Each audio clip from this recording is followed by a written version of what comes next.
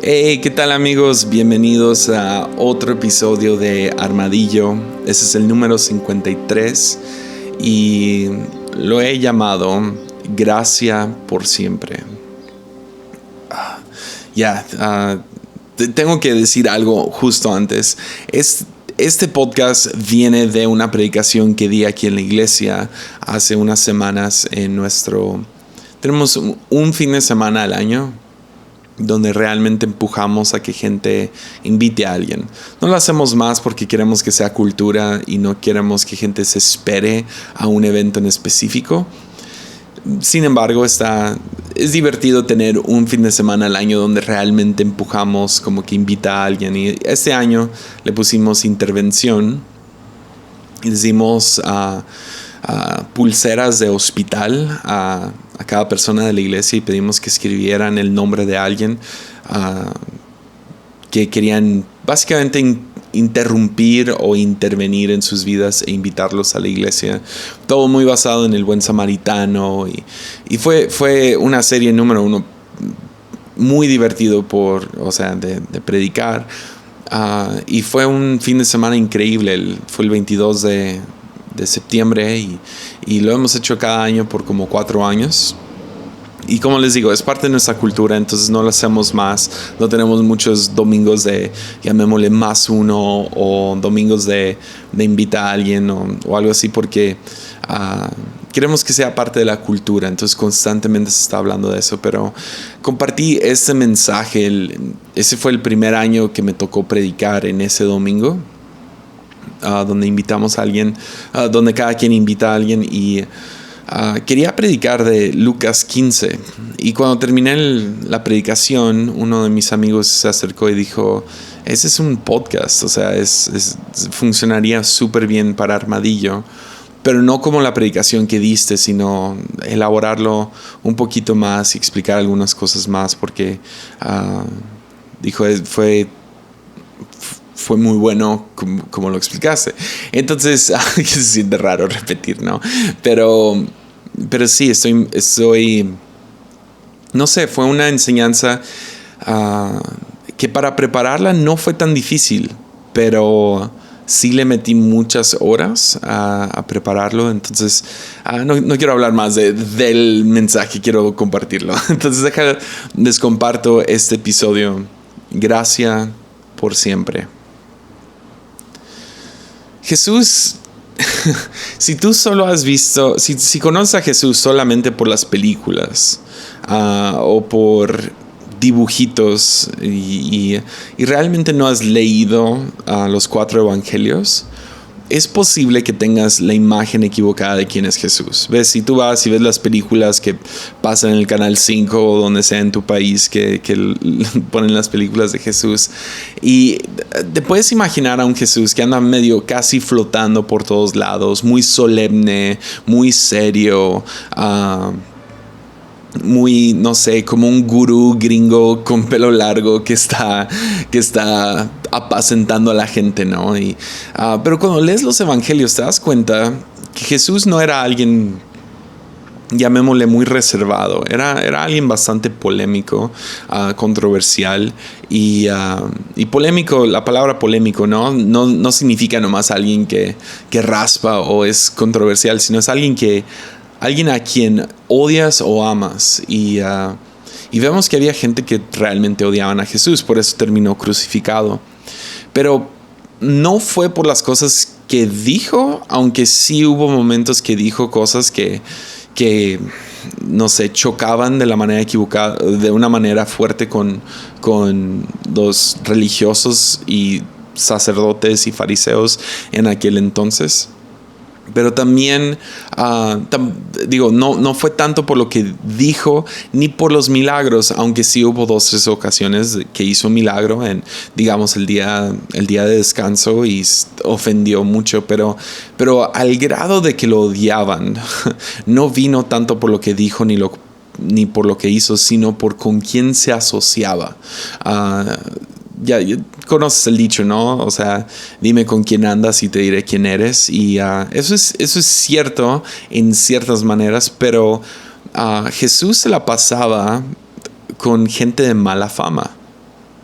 con cobradores de impuestos que eran prácticamente traidores a la nación de Israel, y así, o sea, tomaban dinero de los pobres y se lo daban a los ricos, se lo quitaban a los oprimidos y se los daban a los opresores, y entonces eran mal vistos. También en algunas ocasiones se la pasa con mujeres que no eran bien vistas, que eran conocidas por, ya sea por algún tipo de prostitución en el pasado, o simplemente eran mujeres un poco más, no muy al día, no muy, ¿cómo se diría?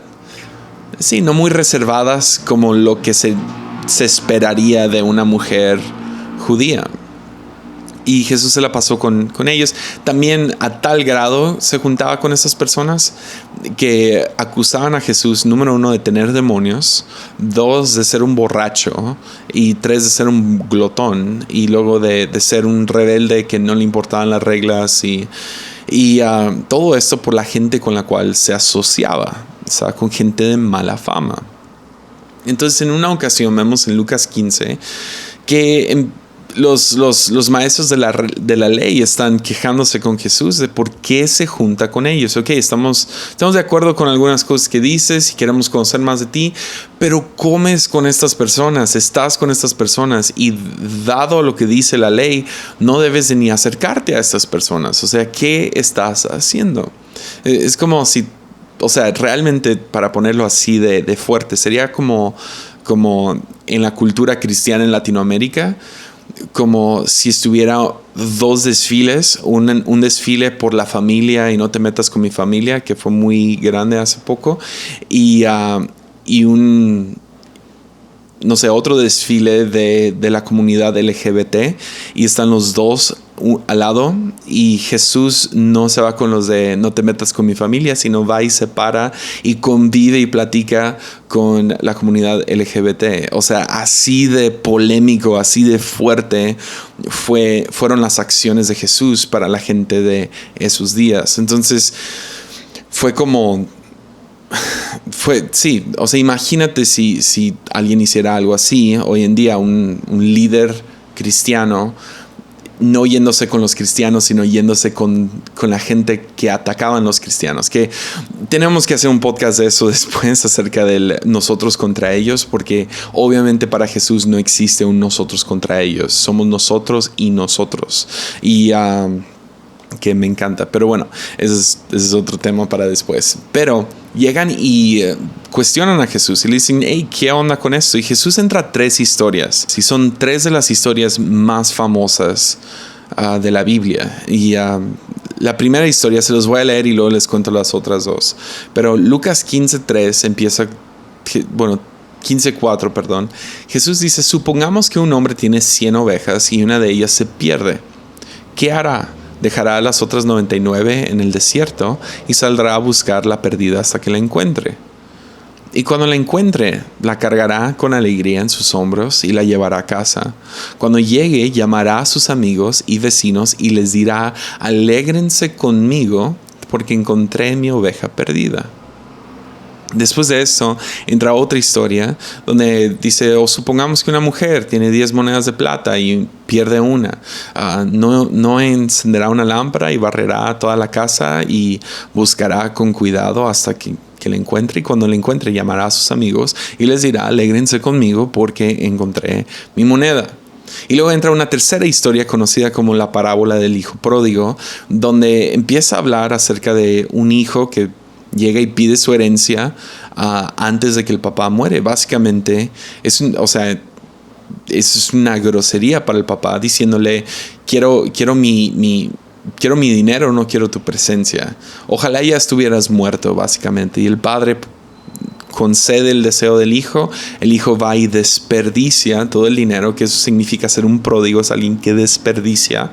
Entonces va y desperdicia todo su dinero, llega al punto más bajo de su vida, dándole de comida a los cerdos y siendo tentado a comer la comida de los cerdos, cuando de repente dice, hey, los siervos de mi casa comen mejor. ¿Qué tal regreso a casa a ver si mi padre me puede recibir como siervo. Y yo creo, a lo mejor estoy metiendo esto un poco de más, metiéndole al texto esto, pero yo creo que él estaba pensando a ver cómo puedo ganarme de vuelta el favor de mi padre trabajando por él. Y arma todo un discurso, y cuando llega, el padre ha estado esperando todo este tiempo y sale corriendo tras él y lo abraza, y antes de que el hijo puede murmurar una sola palabra de su discurso y pedir perdón, el padre ya lo perdonó, lo está abrazando, le cambia la ropa, le cambia los sandalias, le pone el anillo como hijo, y va y manda a matar a un becerro gordo a un ternero engordado, y para tener una fiesta porque su hijo que estaba muerto ha vuelto a la vida, el que estaba perdido ha sido encontrado. Y tenemos que enfatizar esto primero. Número 1, parábolas, tú puedes leer mucho dentro de parábolas, puedes disecar parábolas, puedes desmenuzar parábolas y puedes aprender mucho. Eso es como que lo brillante de la enseñanza de Jesús por medio de historias, porque historias crean la imaginación en nuestra cabeza y al mismo tiempo nos hablan a cada quien de diferentes maneras, pero también al mismo tiempo nos pone a todos en la misma página, y puedes ir sacando, o sea, literal de una frase algo. Pero para entender una parábola, y he hablado de esto antes, tienes que entender cuál es el chiste, cuál es el punto, qué es el ancla de esta parábola, cuál es el chiste, ¿no? Expliqué esto en un episodio anterior llamado 70x7, donde hablé acerca de cómo parábolas son similares a chistes. No empiezas a cuestionar, no, pues qué significa tal cosa, sino quieres encontrar el punto, y después de encontrar el punto puedes jugar con los demás. Y el punto, a pesar de que sí hay un versículo después de cada historia que dice: de la misma manera hay más alegría en el cielo por un pecador perdido que se arrepiente y regresa a Dios que 99 justos que nos extraviaron, hay más alegría en el cielo por un pecador que se arrepiente que por un justo que no tiene que arrepentirse. El punto no es el arrepentimiento. El punto de estas 3 historias es la pérdida. Es la desesperación de tener algo valioso que no encuentras. O sea, en otras palabras podríamos decir, supongamos que una madre tiene 10 hijos y va al supermercado y pierde uno de los hijos, que no pone a los 9 en un lugar seguro y sale histéricamente a encontrar su hijo perdido. El chiste no es que el hijo, perdón mami, ¿sí me entiendes? O sea, el chiste es enfatizar la desesperación con la cual el protagonista de estas 3 historias o busca o barre o espera por esa persona, oveja, hijo, moneda que se ha perdido, ese valor que se ha perdido. El punto es lo perdido. No se trata de gente haciendo, deshaciendo, pidiendo o arrepintiéndose aún. Las historias se tratan de la desesperación de un pastor, la desesperación de una mujer y la desesperación de un padre, de tener de vuelta en sus brazos lo que ha perdido. La motivación a encontrar lo perdido. Yeah. También me gusta mucho cómo lo dice Robert Farrar Capon, un sacerdote que me gusta escuchar. Él, hablando acerca de esas historias, él dijo: son historias de gracia, solo gracia, en las cuales no existe una sola nota de ganarse el pan. ¿Ves? Tenemos que entender que estas historias se tratan de gracia. Se tratan de un regalo inmerecido.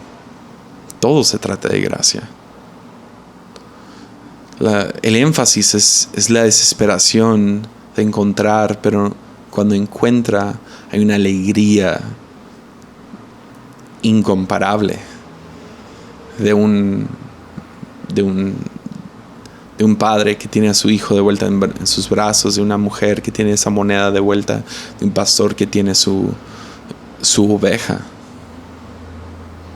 Y tenemos que entender bien que eso no se trata de corregir lo corregible, de mejorar lo mejorable.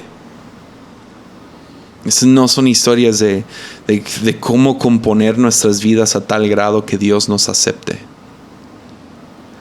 Y tenemos que llegar a la conclusión de que esa es la postura de Dios, esa es la esencia de Dios.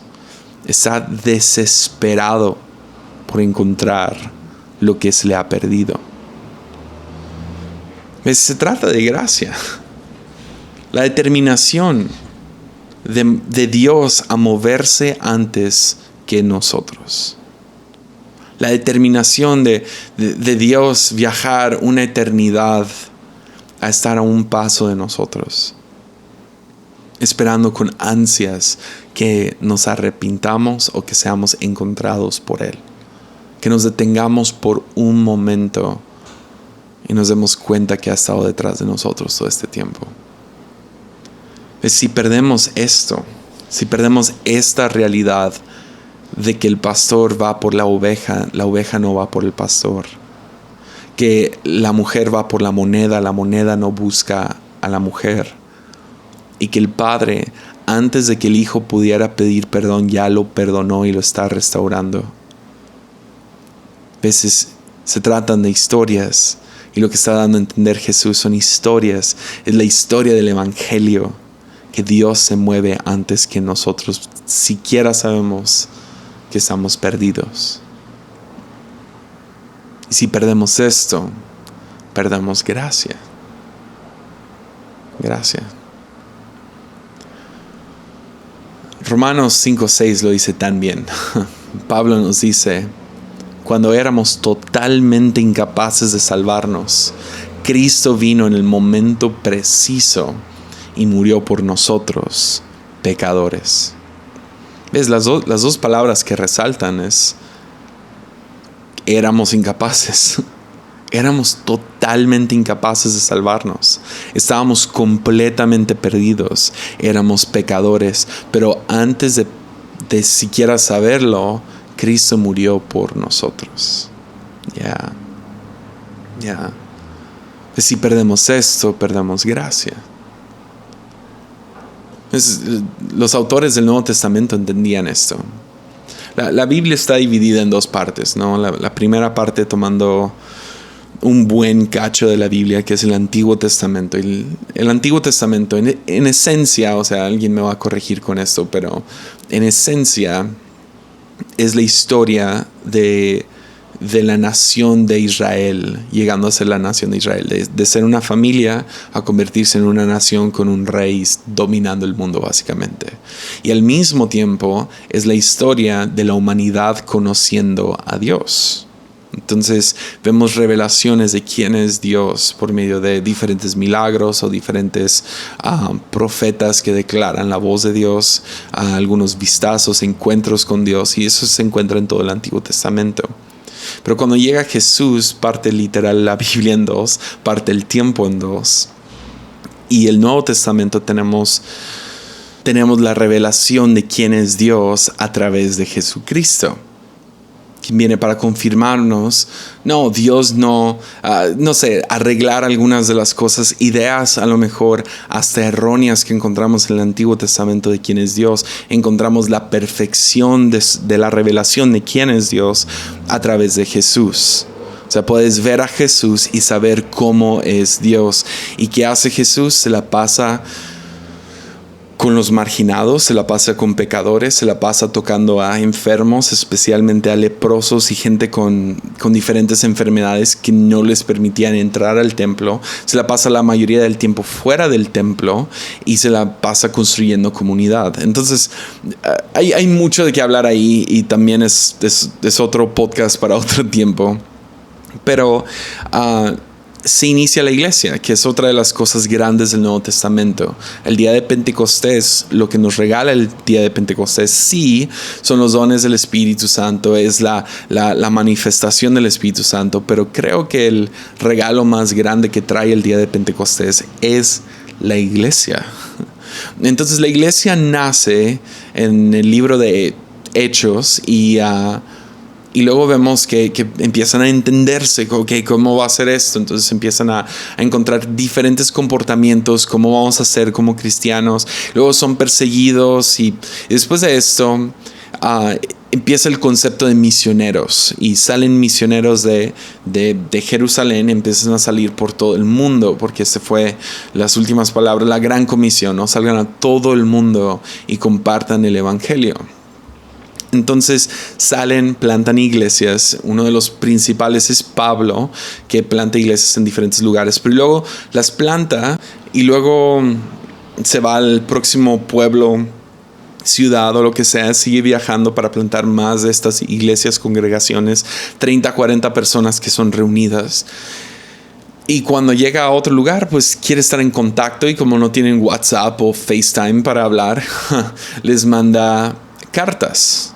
Estas cartas son la mayoría del Nuevo Testamento.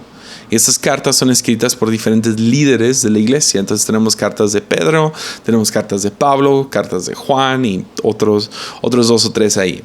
Entonces Pablo le escribe a sus iglesias estas cartas de cómo deben de comportarse, de cómo deben de llevar a cabo sus vidas, digámoslo así, y cómo ser formados por su fe en Cristo. Entonces, eso es la mayoría del Nuevo Testamento. Entonces encuentras cartas, como Efesios, Filipenses. Lo que está haciendo es, le está escribiendo a la iglesia en Éfeso, a los Efesios. Y es una carta para, hey, escuché que esto está pasando, o quiero animarles con esto, o hey, actúen así, no así. Y son las cartas, ¿no? Pues cada carta, la mayoría de las cartas del Nuevo Testamento que son escritas a estas iglesias, sí, tienen un montón de cosas de cómo comportarse cómo comportarse dentro de la iglesia y quién puede ser líder, quién no. Les explican cosas teológicas como qué son los dones del Espíritu y cómo combatir y cuál es la actitud que deben de llevar y qué es generosidad y cosas en contra de inmoralidad sexual y diferentes cosas así. Pero antes de entrar al comportamiento cristiano, vean cómo inicia en 1 Corintios 1:3. Es primera carta a los Corintios, o sea, en otras palabras, los tepicenses, como los de aquí de Tepic, o los mexicanos, o los colombianos, o lo que sea, ¿verdad? Entonces a los corintios les escribe y les dice que Dios, nuestro Padre, el Señor Jesucristo, les den gracia y paz. Y luego sigue hablando.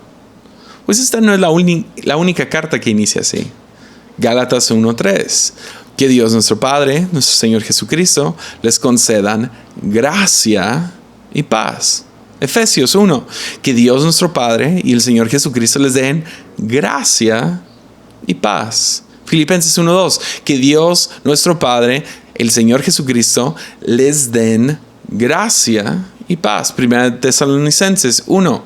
A ustedes que pertenecen a Dios Padre y Señor Jesucristo, que Dios les dé gracia y paz. Le escribió también a un muchacho que él estaba discipulando y mentoreando, llamado Timoteo. Cuando le escribe a él, que Dios, Padre y Cristo Jesús, nuestro Señor, te den gracia, misericordia y paz. A Tito, otro de los líderes, que Dios, Padre y Cristo Jesús, nuestro Salvador, te den gracia y paz. Filemón, un libro chiquito, es literal una hoja en mi Biblia. Hay muy poco que decir, una economía de palabras muy corta, pero ¿qué le decide decir a Filemón para empezar esta carta? Antes de entrar a su comportamiento, que Dios nuestro Padre y el Señor Jesucristo les den gracia y paz. Es porque entendían algo. Antes de hablar del comportamiento, quiero recordarles, gracia. Dios se mueve antes que nosotros. Gracia, gracia, gracia. Dios te ama con todo su corazón antes de que hayas sido cambiado, mientras todavía eres pecador, antes de que pidieras perdón, antes de que seas encontrado.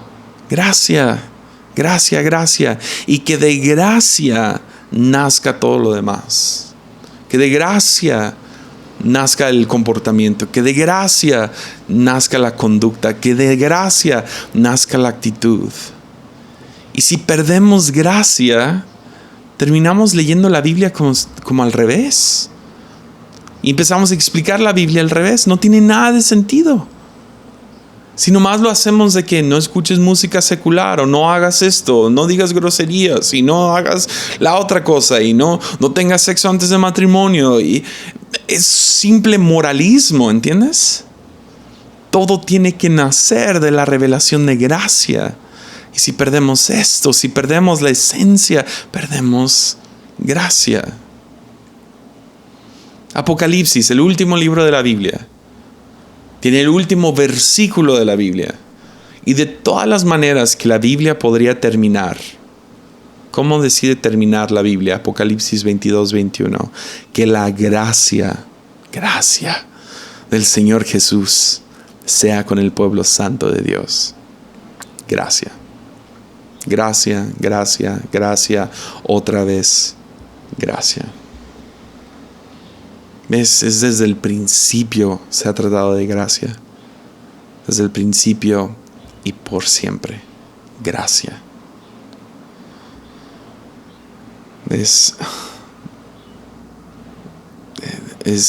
Mi oración es que veas lo que ha sido cierto desde siempre.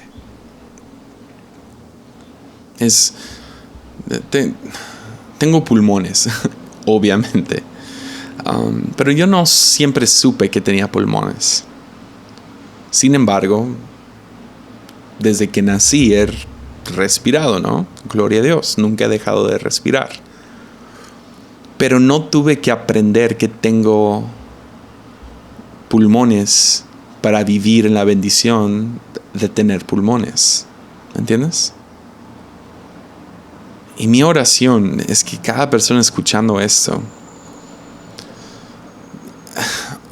ojalá y hoy, pero a lo mejor mañana o en unos años, pero que llegues a la realización de que Dios ha estado detrás de ti desde el principio. Jeremías lo dice tan bien. Tú me formaste en el vientre de mi madre y me nombraste. Y esto es cierto para cada ser humano. Cada ser humano. He estado contemplando en la idea de ser una nueva criatura, ¿no? Jesús le dice eso a Nicodemo: tienes que nacer de nuevo, tienes que ser una nueva criatura. ¿Qué significa esto? O sea, a veces lo pensamos es como desechar el celular viejo para comprar el nuevo celular, ¿no? O necesito una nueva hoja porque esta hoja está muy arrugada y manchada con café y ya le escribí demasiado y tiene faltas de ortografía, necesito una nueva hoja. Y pensamos como una nueva vida, como nomás soy tan malo que tengo que... Y sí, hay cierto lenguaje así en la Biblia, como tiene que morir el viejo yo para nacer de nuevo. Pero estaba pensando, está también muy engranado dentro de todas las enseñanzas de Jesús a regresar a ser quien nos creó a ser. Porque yo vivo con la convicción de que yo no... A lo mejor nací dentro de un sistema pecaminoso, pero yo fui formado en la imagen y semejanza de Dios y me fui distorsionando de acuerdo a lo que empezó a suceder a mí y las decisiones que tomé y estar lejos o desinteresado en Dios, y empecé a deformarme a tal grado que ya no me parezco a quien Dios me creó a ser. Entonces a lo mejor, no sé, ser una nueva criatura es nomás regresar a tu imagen original, regresar a estar encontrado, Porque para estar perdido, en algún momento tenías que haber estado en los brazos de Dios. ¿Se entiende? Y es regresar a la... No sé, espero que me esté dando a entender. No necesitas saber que tienes pulmones para respirar. No necesitas saber que Dios te ama para que eso no sea cierto desde el principio. Dios te ha amado desde el principio. Ha estado detrás de ti desde el principio. Y va a seguir estando detrás de ti. Y si perdemos gracia, perdemos todo. La vida no tiene sentido. Dios no tiene sentido. La Biblia no tiene sentido. Gracia. Gracia. Y luego está un versículo bien interesante en 2 de Pedro, que también inicia de la misma manera, gracia y paz con ustedes. Termina con sus últimas, no sé, sus últimas palabras en su segunda carta. Son las últimas palabras más o menos de Pedro a la iglesia. Y él dice en 1 de Pedro 3:18, dice: en cambio, crezcan en la gracia y en el conocimiento de nuestro Señor y Salvador, Jesucristo. A Él sea la gloria ahora y para siempre. Amén. Pero dice, crezcan en la gracia y en el conocimiento de nuestro Señor. Que claro, yo entiendo el concepto de crecer en conocimiento, pero a veces el crecer en gracia, ¿qué significa? ¿No? Y he estado meditando en eso, y ya con esto aterrizo este podcast. Hay un arte para dar, y creo que hay gente que son llamadas a ser dadores y son generosos de una manera sobrenatural, y eso es increíble. Y espero poder seguir creciendo yo en la habilidad de dar. Pero no por, no sé, amo el lado de dar, pero he estado pensando en este concepto de dar. Cuando tú das, hay cierto control, ¿no? Pagas la cuenta, no sé, le compro un juguete a mi hijo. Tengo cierta autoridad. Amo a esa persona más. Hay cierta como que, sí, yo pago la cuenta. No sé, hay cierta ganancia al dar. Y eso existe, hay cierto poder, no sé, no quiero entrar demasiado a esto porque no quiero ser negativo obviamente con la generosidad, pero si somos honestos, en el dar hay cierto poder, hay cierta autoridad que tienes al dar. Y estaba pensando en este concepto de que hay un arte para recibir también. Entonces hay un arte para dar, pero también existe un arte para recibir. Y en el arte de recibir... lo que para mí brinca de las páginas, digámoslo así, es que para poder recibir, si tú alguna vez has recibido un regalo o recibido, no sé, algo que tú no puedes pagar, hay un elemento muy humillante. Un elemento, llamémosle, no sé, hay una impotencia engranada en el arte de recibir. Es para poder recibir bien. No, porque... déjalo explico así. Cada vez que yo recibo, y no pasa mucho, pero las veces que ha pasado de que yo recibo un regalo, o alguien me invita a algo, y yo no puedo pagar, mi primer instinto es cómo puedo ser recíproco en esta relación. ¿Cómo puedo regresarle esta? ¿Cómo puedo pagar de vuelta este regalo que me han dado? Y el año pasado recibí un regalo inmenso de un amigo. Y de una manera, o sea, recibí el regalo, él con las mejores intenciones, pero me hizo sentir un poco como, no sé, yo me sentí humillado, porque de ninguna manera yo hubiera podido pagar lo que este amigo pagó. Entonces mi primer instinto fue, tengo que servirle, tengo que servirle, tengo que servirle, tengo que servirle, tengo que reponer esto. Entonces por los próximos días yo estaba nomás tratando de pagarlo de vuelta con actos de servicio, con tiempo, con sí señor, y dando, y sí sentí que cambió un poco la relación y él también. Entonces voltea conmigo y dice, ya deja de ir por aguas y deja de hacer esto y deja de andar. Te di esa onda para que lo disfrutaras. Disfrútalo. Y hay algo acerca de gracia, ¿no? Que nuestro primer instinto es, yo quiero regresarle a Dios lo que Él me ha dado. Me perdonó este pecado. Me encontró en este estado. No me exigió nada cuando yo hice esto. Yo quiero pagarle de vuelta. Pero puedes intentar pagar de vuelta con el corazón equivocado. Porque quieres pagar de vuelta lo que tú no pudiste pagar en primer lugar. Entonces a lo mejor crecer en gracia es crecer en humildad y crecer en la realización de que tú eres impotente de salvarte a ti mismo, incapaz de salvarte a ti mismo. Y vas creciendo. Porque aparentemente puedes crecer en gracia. O sea, lo mejor es, entre más crece tu habilidad de recibir y disfrutar lo que has recibido, creces en gracia. Y empecé a pensar en esto un poquito más, de cómo ha sido mi vida, ¿no? Porque yo fui más como la moneda perdida. Me perdí aunque seguía en casa. Sí, era cristiano, pero no... Estaba perdido. Y fui encontrado un día. Hace unos... Ya en el 2000, ¿qué fue? Tenía 17 años. Entonces ya, hace 14 años. Y me acuerdo pensando en unos 3, 4 pecados grandes que había cometido recién.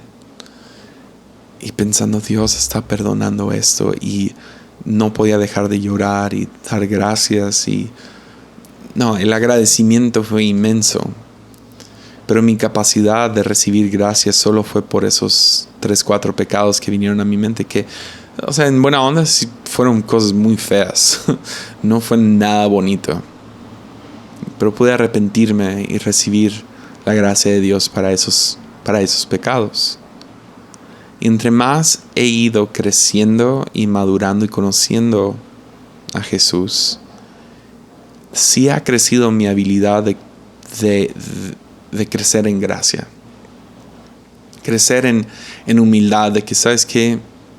Ok, esa vez fueron esos pecados. Y a lo mejor eso duró unos 5 años, donde era pecado a pecado, ¿no? Y todo muy enfocado en el aquí y ahorita, este momento, esta cosa que acabo de hacer. Pero luego empecé a encontrar actitudes y cosas en mi persona y personalidad y hábitos y empecé a entender la gracia de Dios sobre esas cosas. Y puedo ir sanando esas cosas que han sido deformadas en mi ser. Y luego crezco en, Él perdona todo mi pasado. Y luego voy creciendo y Él también perdona mi futuro. Y perdona también aquellos pecados que todavía sigo cometiendo día tras día. Los hábitos, ¿no? Que quiero dejar de hacer esa cosa. Pero su sangre cubre eso también. Entonces crezcan en gracia.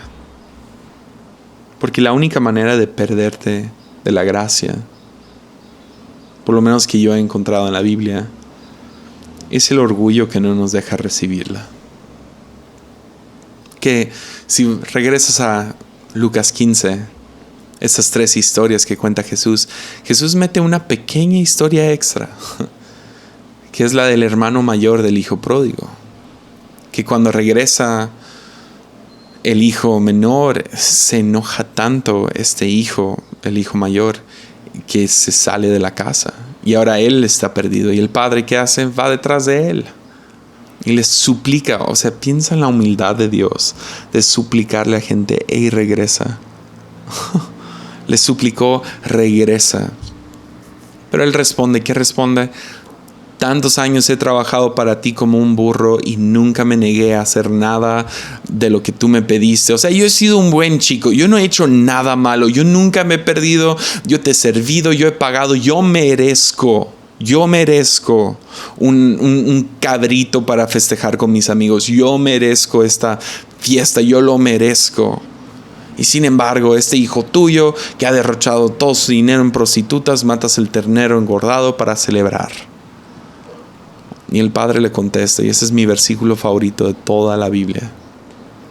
Mira, querido hijo, tú siempre has estado a mi lado, y todo lo que tengo es tuyo.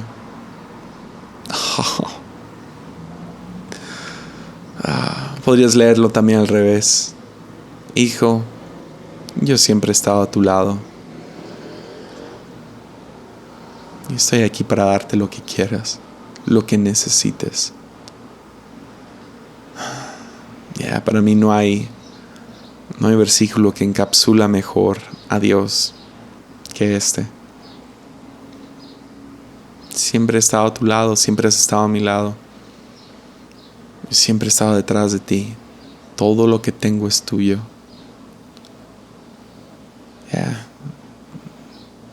Hoy puedes darte cuenta que tienes pulmones, pero eso no quita el hecho de que has estado respirando todo este tiempo. Dios te ama con un amor incondicional. Y no importa qué has hecho, qué no has hecho. Dios te ama con el mismo amor de un padre para su hijo. Y un padre bueno, ¿no? Como este. O el mismo, la misma desesperación con la cual la mujer busca la moneda, te busca a ti. La misma alegría que encuentra el pastor de ovejas, que se pone la oveja sobre sus hombros, te encuentra a ti y te carga a ti. Que se trata de gracia. Gracia por siempre. Y si perdemos gracia, perdemos todo. Ánimo.